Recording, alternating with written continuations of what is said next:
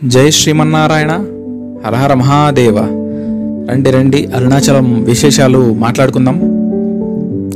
మొదటగా చాలా వరకు నాకు తెలిసి ఇలాంటి విషయాలు మీకు ఎవరు చెప్పి ఉండరు. ఒకవేళ మీకు తెలిస్తే మంచిదే, ఒకవేళ తెలియనట్లయితే మీరు తెలుసుకొని మరింత మందికి ఈ వీడియోని షేర్ చేస్తారని చెప్పేసి అనుకుంటున్నాను. మీకు ఏదైనా సందేహాలు ఉంటే కామెంట్స్లో తెలపండి, మీ అభిప్రాయాలను కూడా కామెంట్స్తో తెలపండి, లైక్ చేయండి. అలాగే నా ఛానల్ సబ్స్క్రైబ్ చేయకుండా చూస్తున్న వారు సబ్స్క్రైబ్ చేయండి. మొదటగా ఏంటంటే, నేను అక్కడికి ఎలా ప్రయాణించానని చెప్పేసి నేను చెప్తాను. అలాగే సర్వీస్లు మనం హైదరాబాద్ నుండి ప్రయాణం ఎలా చేయొచ్చు అనేది ఇక్కడ విషయాలు చెప్తాను. హైదరాబాద్ నుండి డైరెక్ట్ అరుణాచలం అయితే సోమవారం, బుధవారం, శుక్రవారం డైరెక్ట్ ట్రైన్లు ఉన్నాయి అరుణాచలంకి.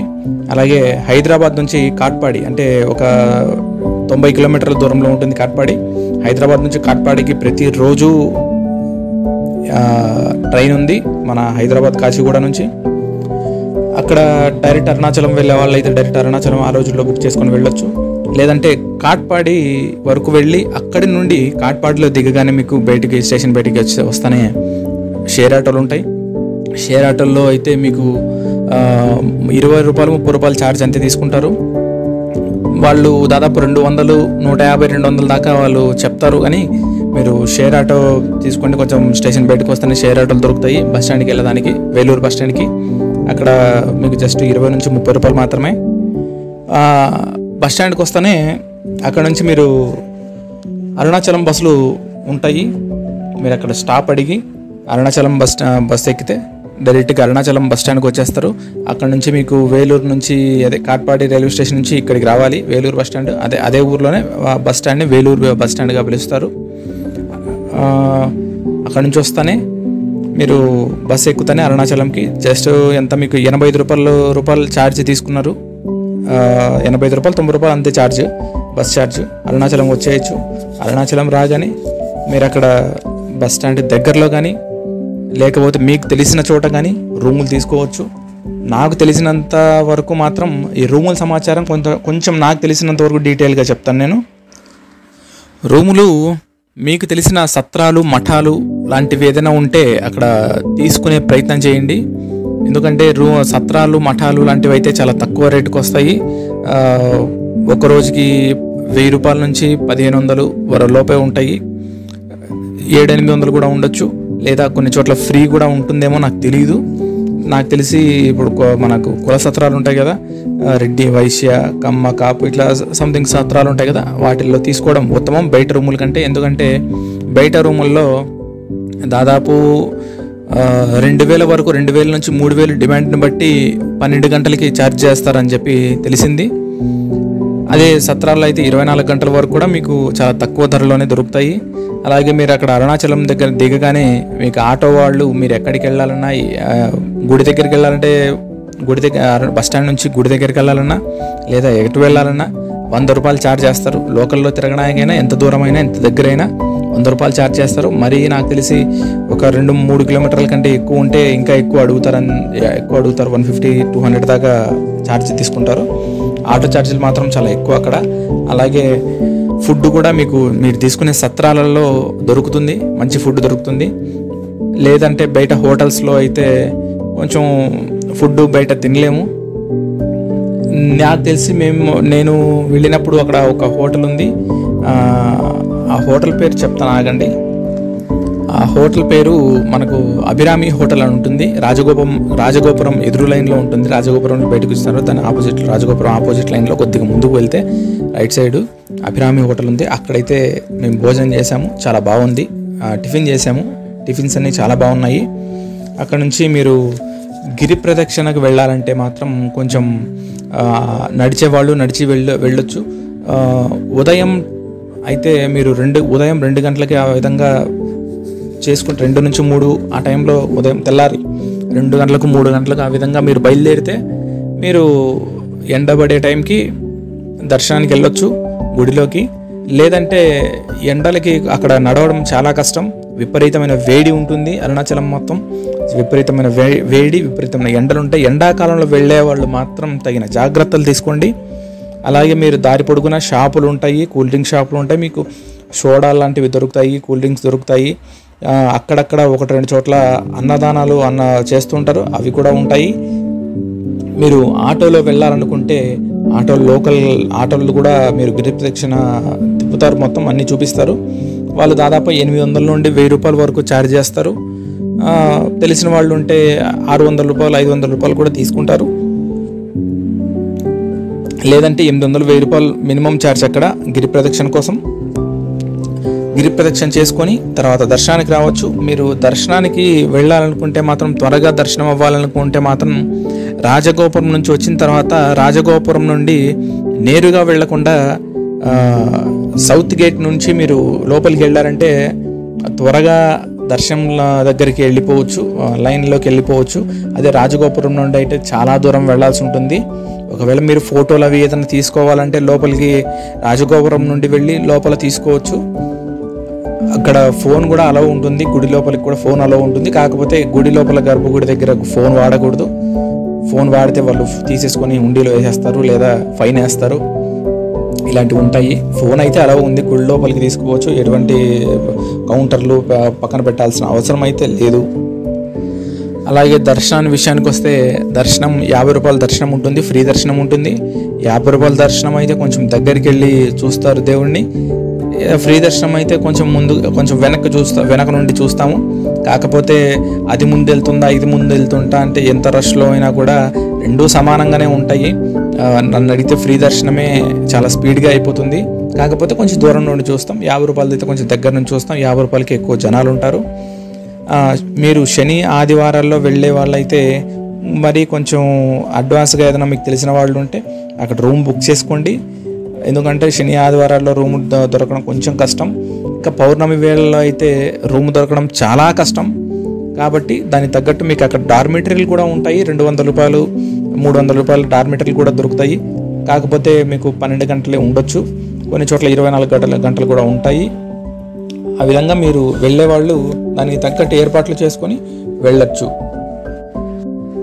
వీడియోలో మొదట్లో చూపించాను కదా, అది భూతనారాయణ పెరుమాళ్ టెంపుల్, శ్రీ భూతనారాయణ పెరుమాళ్ ఆలయం. అది ఖచ్చితంగా మీరు దర్శనం చేసుకోండి. అలాగే మీరు గిరి ప్రదక్షిణ చేసేటప్పుడు మన దిక్కులన్నీ ఉంటాయి కదా, ఆ దిక్కులకు సంబంధించి తూర్పు, పడమర, ఉత్తరం, దక్షిణం, ఆగ్నేయం, వాయువు, ఇలా అన్ని దిక్కులకు సంబంధించి ఆలయాలు ఉంటాయి, శివాలయాలు ఉంటాయి. అవన్నీ దర్శనం చేసుకోవచ్చు. అలాగే మధ్యలో అన్నామలై, పెరియ అన్నామలై ఏదో టెంపుల్ ఒకటి ఉంటుంది, 2000 సంవత్సరాల క్రితం టెంపుల్. ఇక్కడ వాళ్ళు ఏం చెప్తున్నారంటే ఇప్పుడున్నే అరుణాచలేశ్వర స్వామి ఆలయం కన్నా పాత ఆలయము, దీని ప్రకారంగానే అది కూడా కట్టారు, దీని మాదిరి అది కూడా కట్టారని చెప్పేసి ఇక్కడ వాళ్ళు చెప్తారు. అది కూడా మీరు ఆటోలో వెళ్ళినా చూడొచ్చు, లేదా నేరుగా అయితే నడుచుకుంటూ వెళ్ళే వాళ్ళైతే కొద్దిగా దూరం లోపలికి వెళ్ళి మీరు చూడాల్సి ఉంటుంది. అది కూడా చాలా బాగుంది. ఎక్కడా కూడా మీరు ఏ ఆలయంలో దర్శనం చేసుకున్నాక వెళ్ళడానికైనా ఎక్కడ కూడా మొబైల్స్ ఎవరికి ఇవ్వాల్సిన పని లేదు, ఎక్కడ పెట్టాల్సిన పని లేదు. మొబైల్స్ నేరుగా తీసుకొని పోవచ్చు. అలాగే మీరు గిరి ప్రదక్షిణ చేసేటప్పుడు కూడా తగిన జాగ్రత్తలు తీసుకోండి. అలాగే అక్కడ శివ సన్నిధి అని చెప్పేసి ఒక ఇది ఉంటుంది, అన్నదానం చేస్తుంటారు ఆంధ్ర వాళ్ళు కూడా.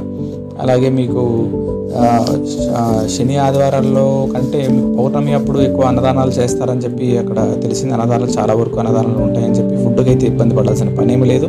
కాకపోతే అక్కడ తమిళనాడు ఫుడ్ తినడానికి ఇబ్బంది పడే వాళ్ళు మాత్రం కొంచెం మీ ఆంధ్ర సంబంధించిన మీల్స్ లేకపోతే టిఫిన్లు బాగుంటాయి, టిఫిన్స్ తినొచ్చు.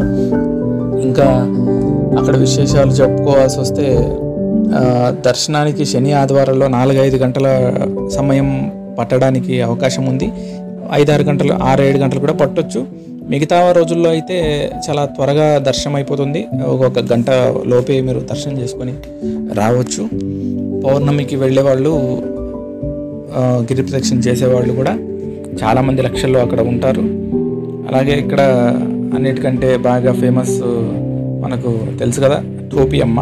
పాపం టోపి అమ్మ అని చెప్పేసి మనం ఒక అవధూత అది ఇది అని చెప్పేసి చాలామంది నమ్ముతూ ఉన్నారు. ఆమె కోసం చాలామంది వెంటబడుతూ ఉంటారు, ఎక్కడెక్కడో ఉందని చెప్పి వెతుకుతూ ఉంటారు. చాలామందికి ఆమె కనిపించదని చెప్తున్నారు, కొందరేమో కనిపిస్తుందని చెప్తున్నారు. నేను వెళ్ళినప్పుడు మాత్రం చాలాసార్లు కనిపించింది. వెళ్ళాము, చూసాము. ఆమె వెనక చాలామంది వెంటపడుతూ ఉన్నారు.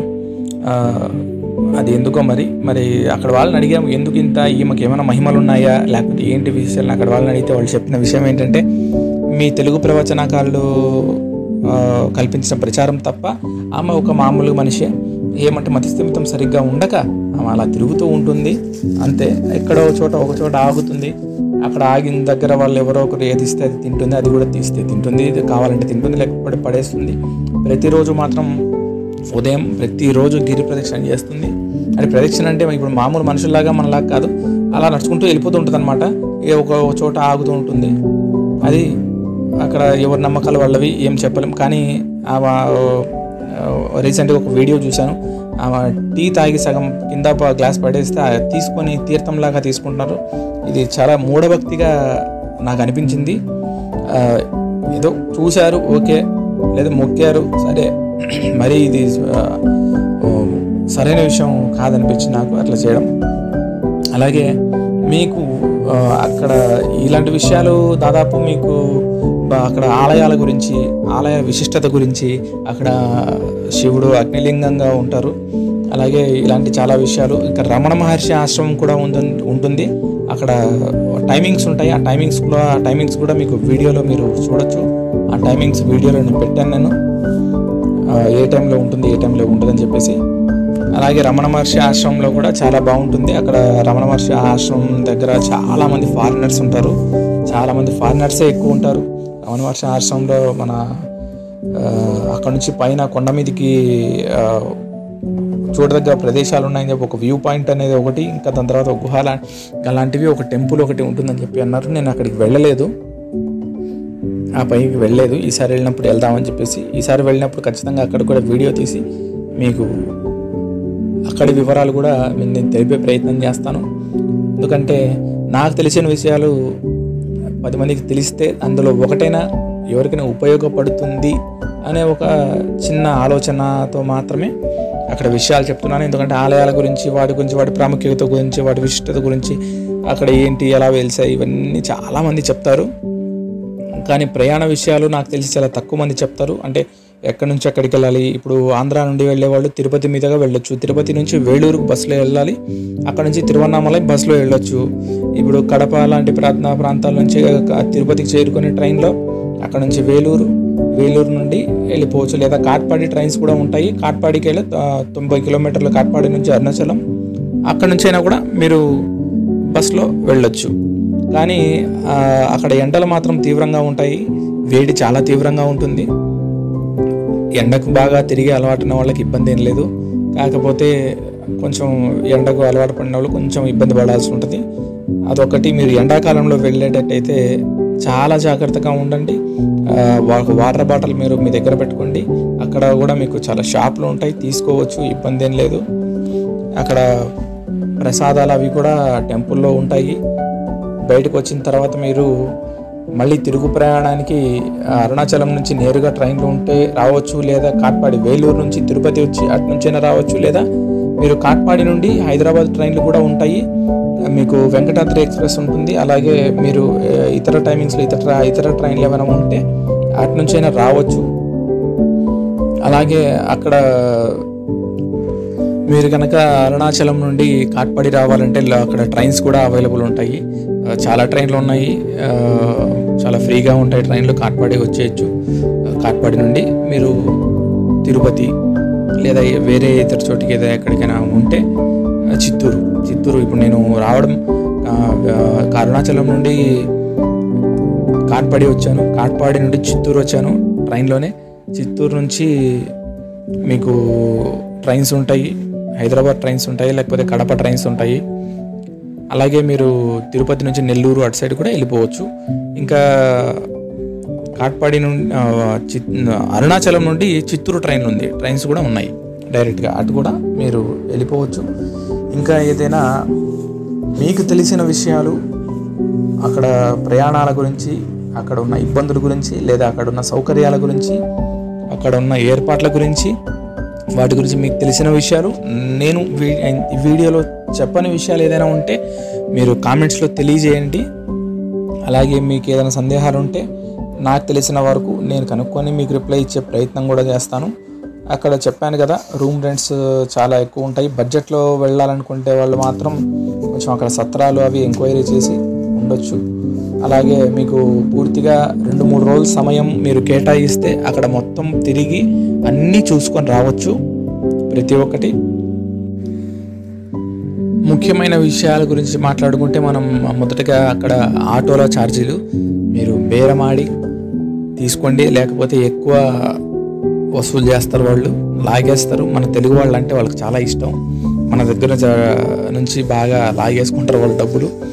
అలాగే రూముల విషయాలు కూడా శని ఆదివారాల్లో వెళ్ళాలనుకునే వాళ్ళు కొంచెం ముందుగానే బుక్ చేసుకోండి. పౌర్ణమి సమయాల్లో రూములు దొరకడం చాలా కష్టం, అక్కడ మీకు దొరికితే అదృష్టవంతులుగానే చెప్పొచ్చు. అలాగే పౌర్ణమి సమయంలో వెళ్ళే వాళ్ళకు దర్శనం కూడా కొంచెం లేట్ అవుతుంది, ఎందుకంటే లక్షల్లో జనాభా వస్తారు. కాబట్టి మీరు ఇప్పుడు చెప్పిన దానికి చూసుకొని మీ ఏర్పాట్లు చేసుకొని వెళ్ళండి. ఇప్పుడు ఈ వచ్చే వేసవి కాలంలో, వేసవి సెలవుల్లో వెళ్ళే వాళ్ళు కూడా నేను చెప్పిన విధంగా మీరు చూసుకొని దానికి తగిన ఏర్పాట్లు చేసుకొని మీరు వెళ్ళి దర్శనం చేసుకొని క్షేమంగా వెళ్ళి లాభంగా వస్తారని చెప్పేసి ఆ దేవుడి ఆశీస్సులతో, అరుణాచలేశ్వరుడు ఆశీస్సులతో అందరూ బాగుండాలని కోరుకుంటూ నేను సెలవు తీసుకుంటున్నాను. అలాగే ఈ వీడియో నచ్చితే లైక్ చేయండి, షేర్ చేయండి, సబ్స్క్రైబ్ చేయండి. మీకు ఇందులో విషయాలు ఎవరికైనా తెలియజేయాలనుకుంటే వీడియో కూడా వారికి షేర్ చేయండి. ఇక్కడ మొత్తం నేను తిరిగిన ప్రాంతాలు, నేను తిరిగిన ఆలయాలు, అలాగే గిరి ప్రదక్షిణ, అలాగే టోపియమ్మని కూడా నేను చివరిలో చూపించాను. ఇవన్నీ చూడండి. వీడియో మొత్తం పూర్తిగా చూసి మీకు ఏదైనా చెప్పాలనిపిస్తే నాకు కామెంట్స్తో తెలియజేయండి. జై శ్రీమన్నారాయణ. హర హర మహాదేవ.